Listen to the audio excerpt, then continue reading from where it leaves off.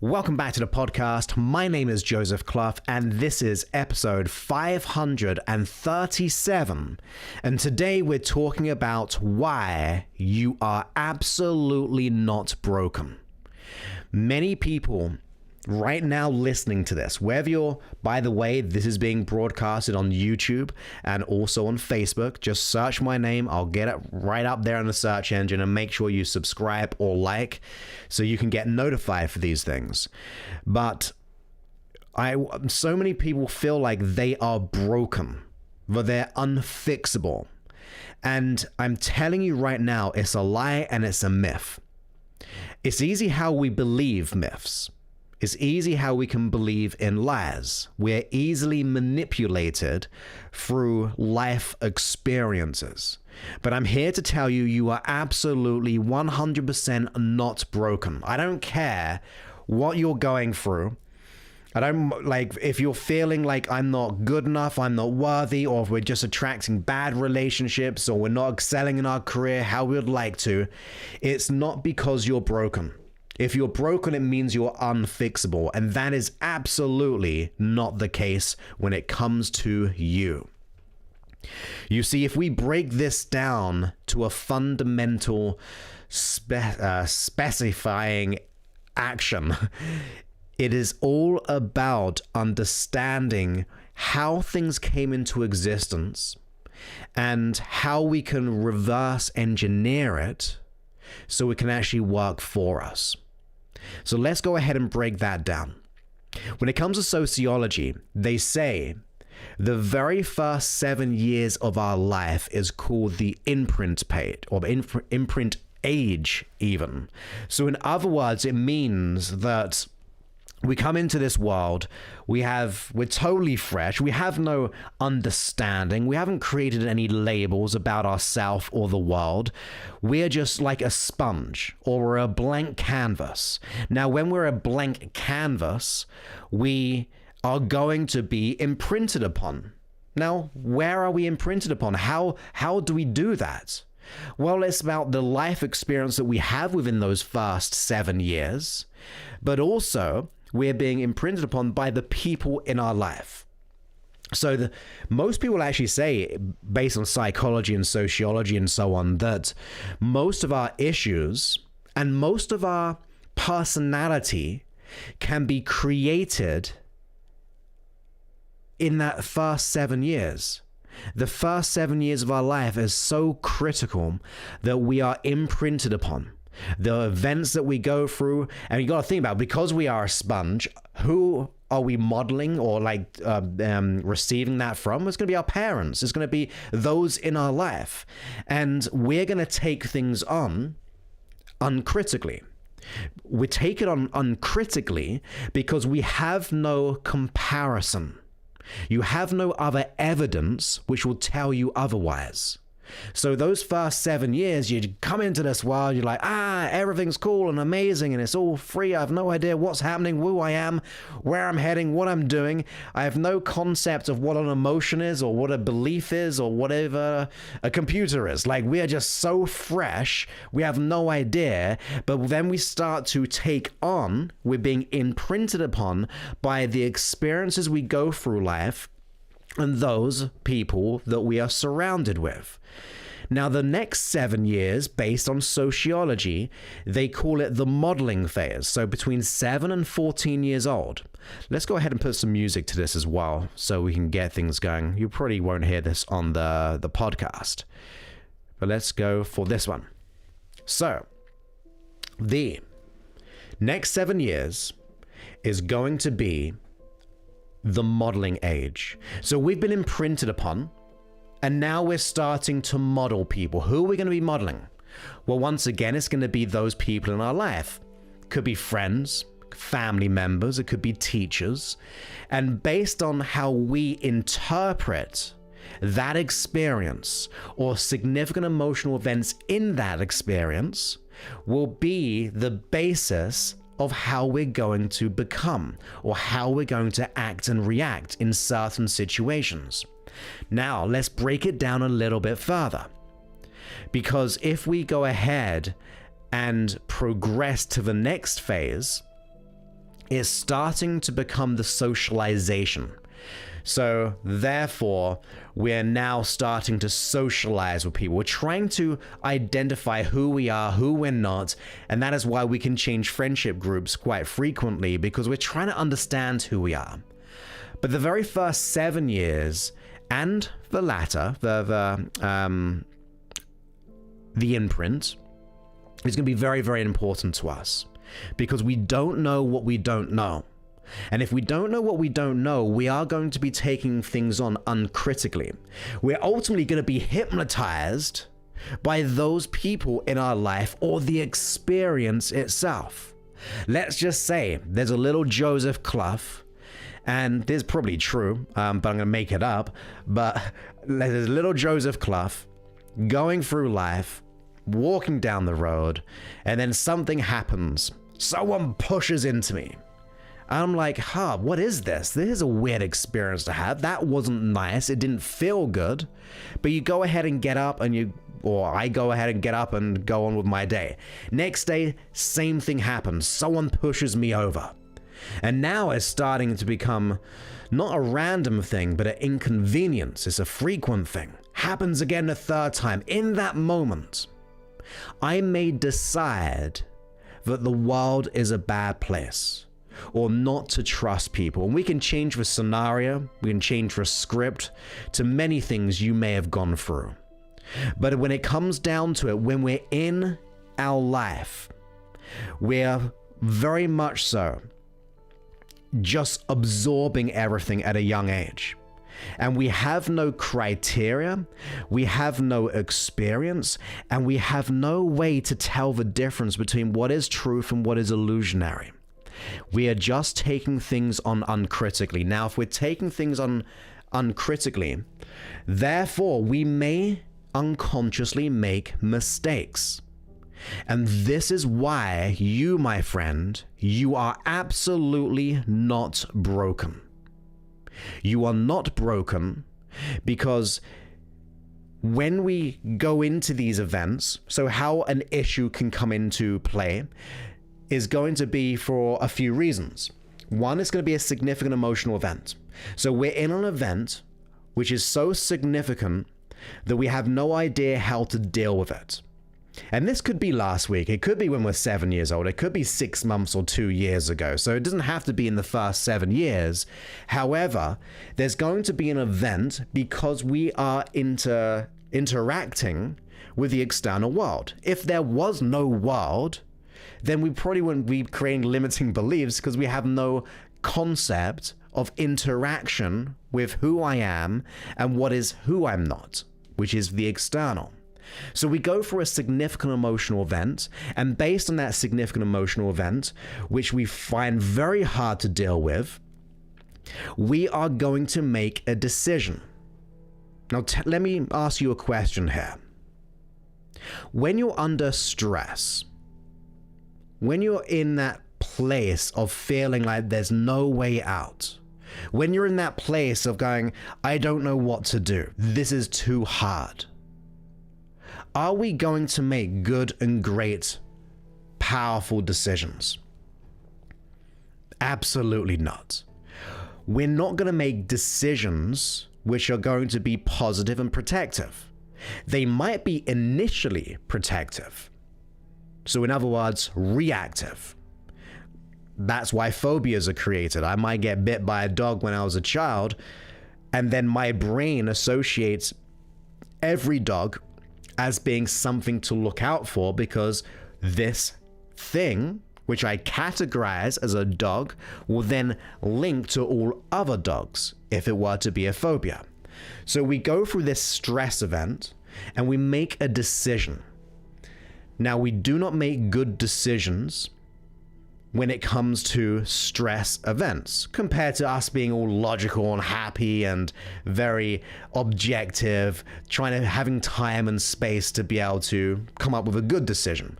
Never really happens when it comes to significant emotional events. It hits us like a bus and we have no idea what to do, and not consciously, but your unconscious mind makes a decision in that moment based on the knowledge that it has. And in that one moment, it doesn't have too much.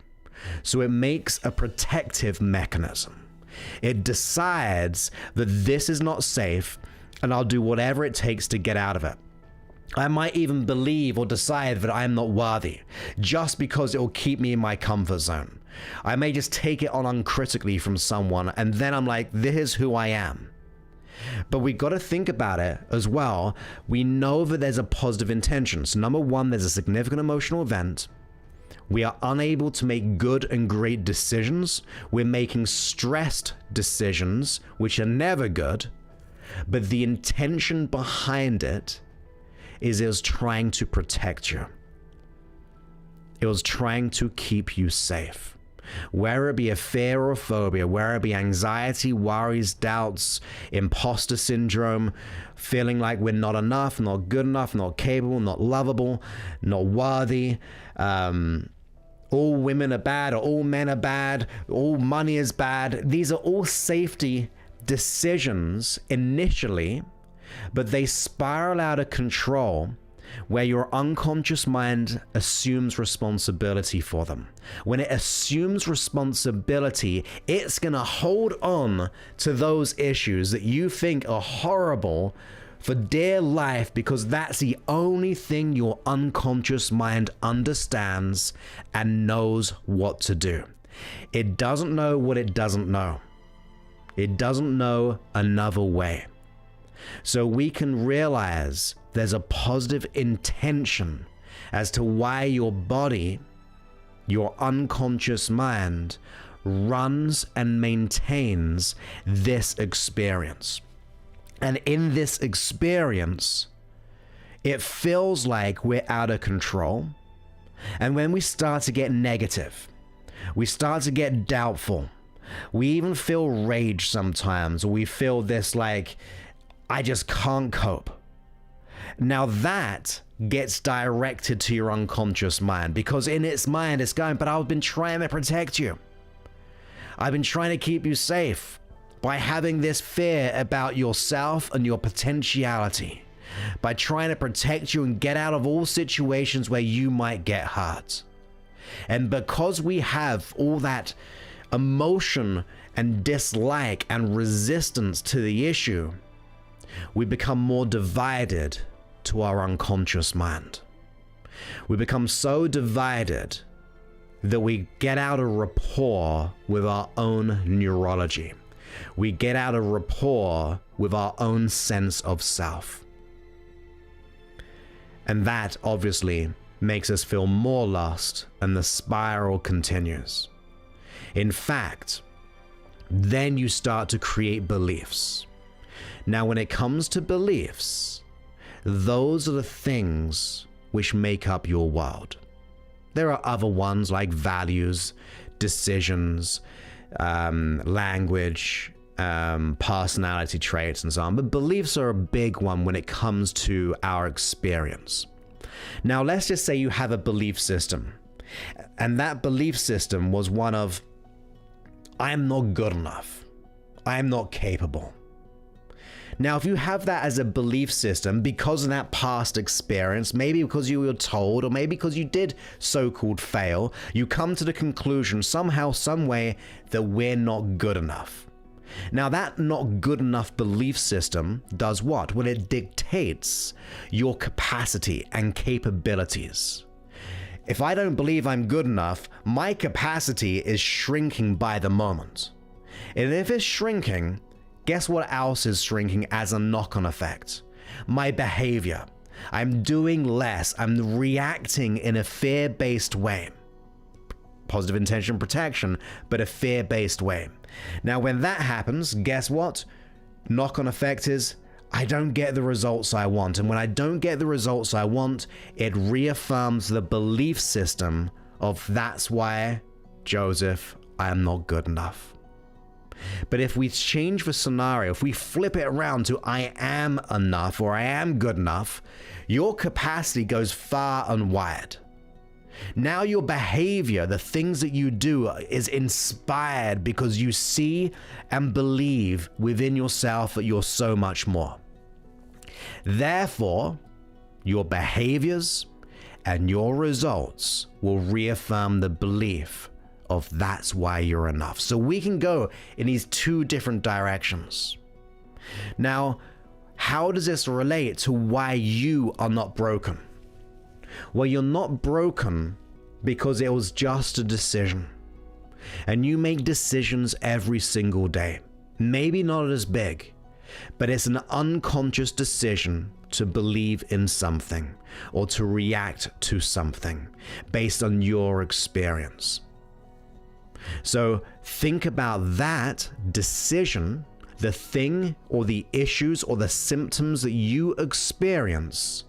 They are simply strategies. They are things that you've been either hypnotized through life experience or conditioned to replicate and to repeat because that's all you know. But that's good news because it is a habit. It is a process. In fact, everything that you do is simply a strategy. Buying things, simply buying things, which are strategies. Love strategies.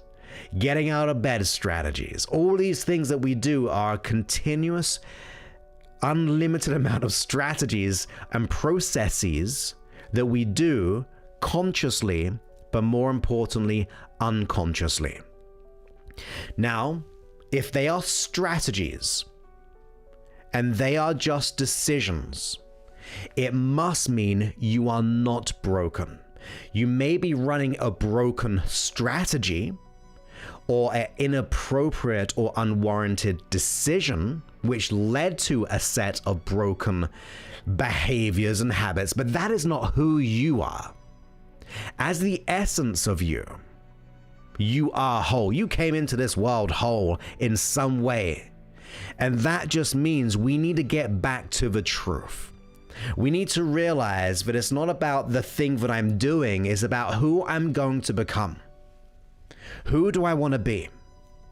How do I transform this? Well, there's a few ways how you can realize not only am I not broken or unfixable, I'm simply running a set of unconscious strategies based on certain decisions with the best intentions because I went through significant emotional events and I chose those unconsciously because I was in that stress state and my unconscious mind had no idea how to choose different. In retrospect, you would have probably chose something else.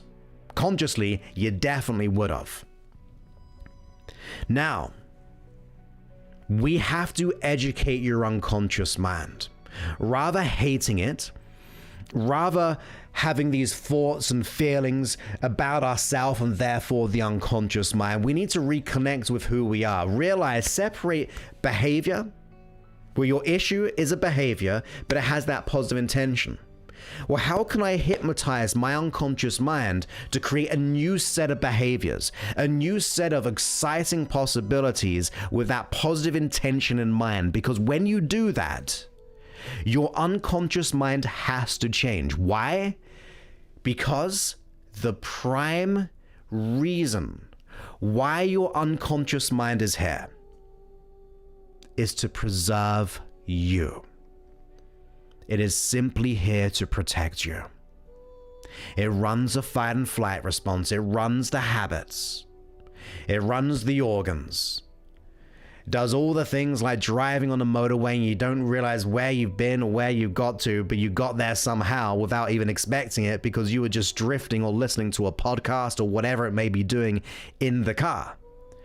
Because your unconscious mind assumes responsibility for many processes that you need. Otherwise, you'd be a nervous wreck if you had to be aware of everything in your experience.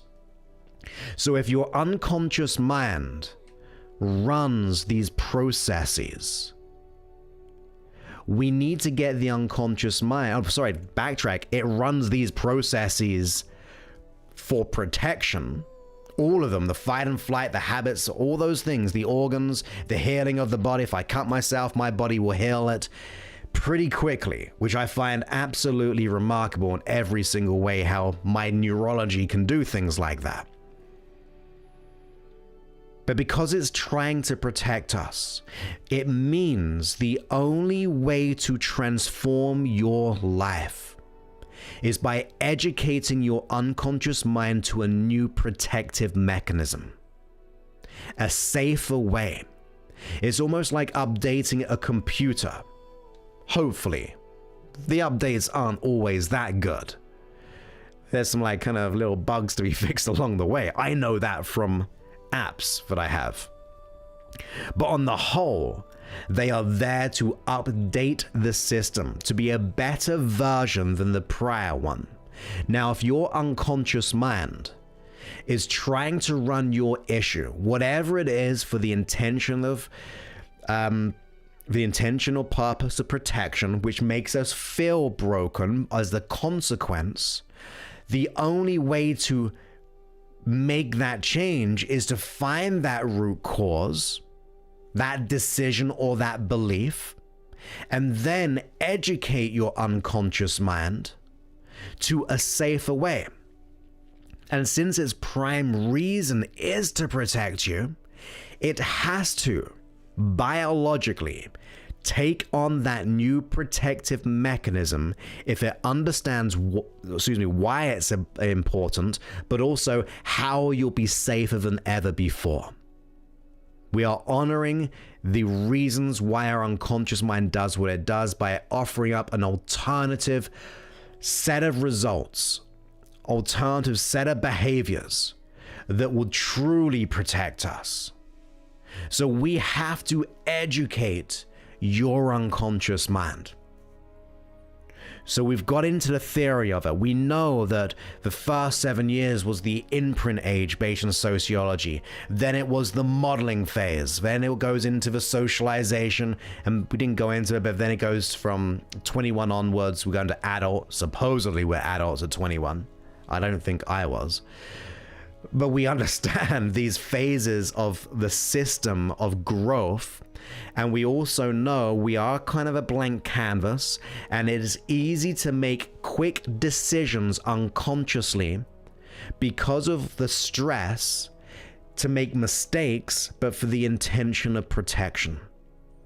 And therefore, it spirals out of control, and therefore it dictates your capabilities, the beliefs, then our capabilities, to the behaviors, to how we show up in the world, which reaffirms itself.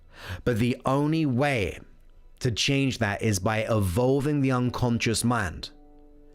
And that is why you're not broken. It was simply a set of decisions, unconsciously, which repeated itself, which became the theme for maybe your life. If it becomes a theme for your life, we actually expect more of the same. You know what that means.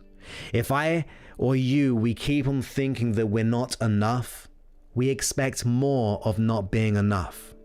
Therefore, we get scarcity. Therefore, we choose the wrong person. We never go for that job. We never get that career. We never start our business. We never do what we truly love, because that theme becomes an expectation.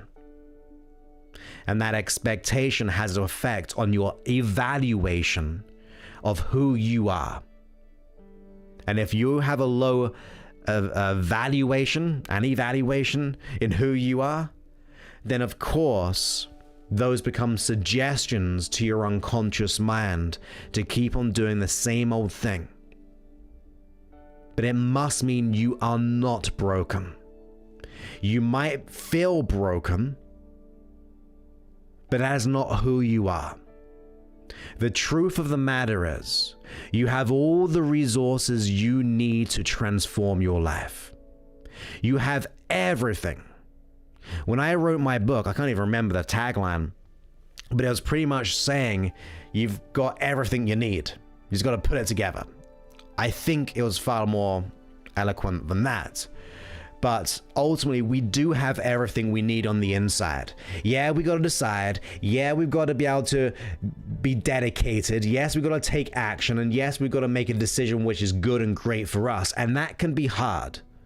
But what is harder is staying the same. We've got to be more dedicated to the solution than being dedicated to the problem. And if we're not doing anything, it ultimately means we're more dedicated to remaining the same.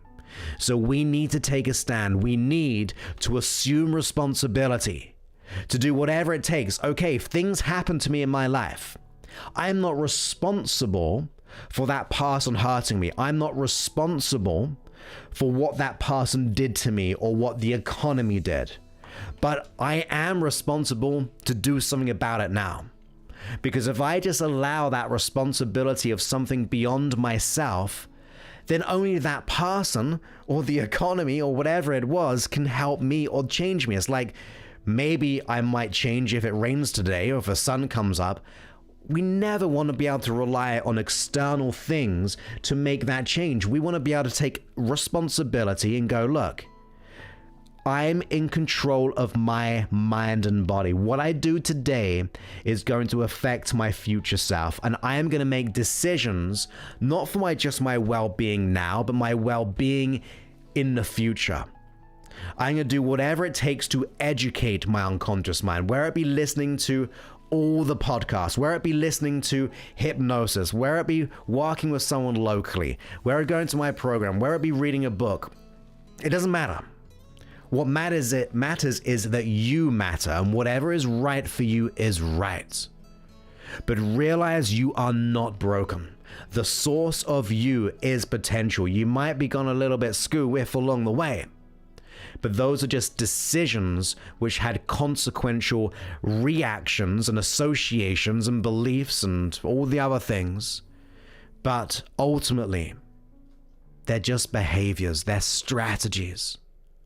And we've got to separate ourselves from the behavior of anxiety. We've got to separate ourselves from the strategy of feeling like an imposter. We need to be able to get that depth to understand, okay, what is this really? It's a behavior, a set of strategies I've learned to do unconsciously that I've repeated so often, it feels like the story of my life, but that is not who I am. It's just what I'm doing. And as far as I'm aware, you're a human being. You're not the doing aspect. That's the consequence of being. So we need to get back into the beingness, the wholeness, the greatness, the fulfillment, the peace, and all of those things by getting our mind right, by educating and evolving it. How do you evolve it? By learning from it unconsciously, updating that system. Like I said, podcasts, hypnosis, getting one-to-one, joining a program, whatever is surrounding yourself with the right people, all of those things, assuming responsibility. But in every single way, that must mean you are not broken. You're not broken. And as I always say, you are always more. Whatever you think about of yourself, you are always more. You have everything you need. It's almost like saying, we know everything. We've got everything we need, but we're just doing things in the wrong order. We need to recalibrate. We need to get back and put things right. We've made decisions which have spiraled out of control, create a consequential set of symptoms or realities or themes and stories we tell ourselves, but that is not who you are. They're just decisions we've made. I mean, look, I'm going to be honest, I think of the core of us, especially when we come into this world, I really believe that we're like just whole, we're love. Because how can you not be if you have no experience or articulating labels of anything when you come into this world so purely? So that means that's what we are at a source, and that's when the decisions get further along the way and we go through those events. But I hope you understand that is why you are not broken. That is why you are not unfixable. We've just got to educate, evolve, resolve the unconscious mind to make that change. So we've got a great question here.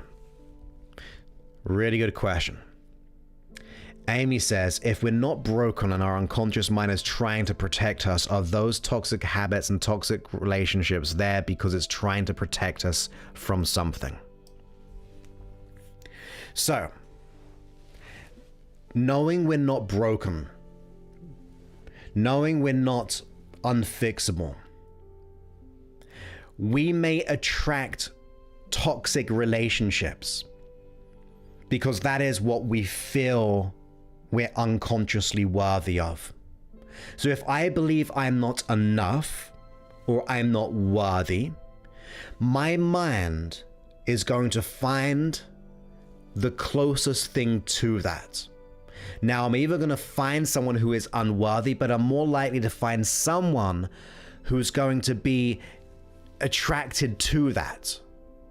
So let's say it was unworthy, if it were unworthy or not enough, then our value goes down, and then we kind of may unconsciously desire or feel like we should be punished or we should not be in a good relationship.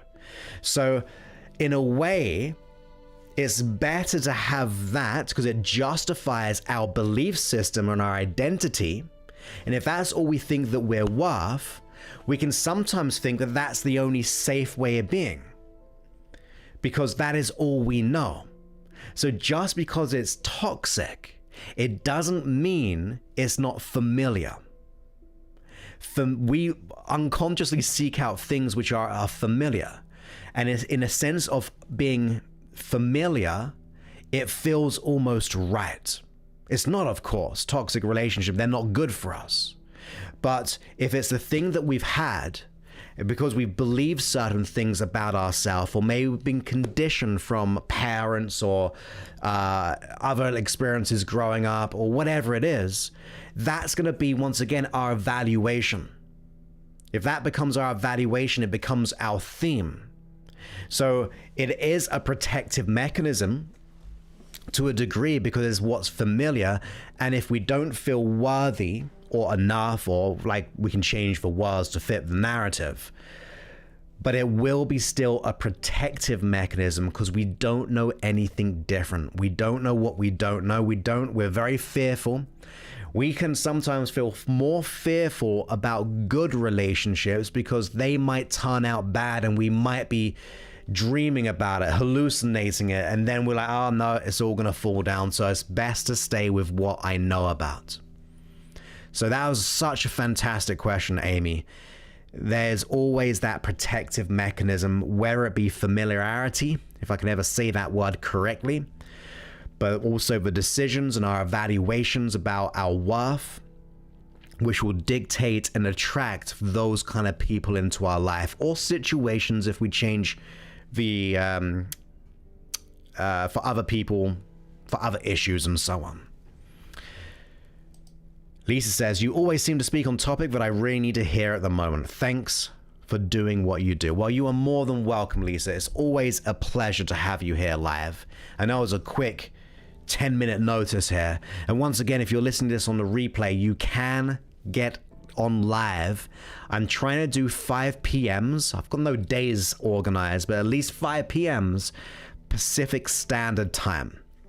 That's how I end my day when I go for a walk with Sebastian, my little dog, and then end the day there, trying to be pretty rigid, although I'm walking tonight. But I hope you enjoyed this. I really do. And once again, the app is coming out with some huge releases. Every track is going to be in day and night form. If you purchased an individual or you unlocked the whole app, which I highly suggest you do if for some good reasons coming up in the future. But unlocking the whole app means you will get every track in night version as well, day and night. And they'll be complimentary. We're giving you those for free. You don't have to upgrade or anything or pay anything extra. So with that, my wonderful friends, I wish you the most amazing, the most brilliant rest of your evening, your morning, your afternoon, wherever you are in the world. And I look forward to speaking to you very, very soon on a future episode. Many thanks and goodbye.